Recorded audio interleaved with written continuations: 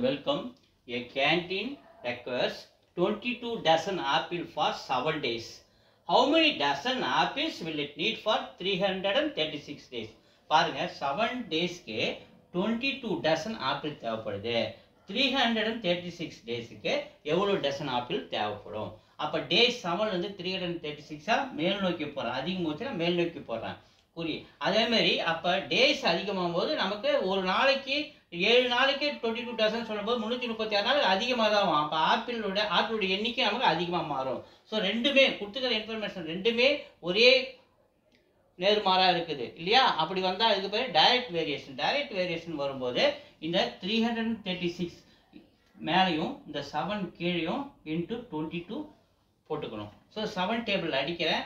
4 7 28 33 28 மீது 5 7 49 8 7 56 48 இன்ட்டு 22. இந்த 22 மல்டிப்ளை பண்ணுறேன். 16 6 மீது 1 8 1 9.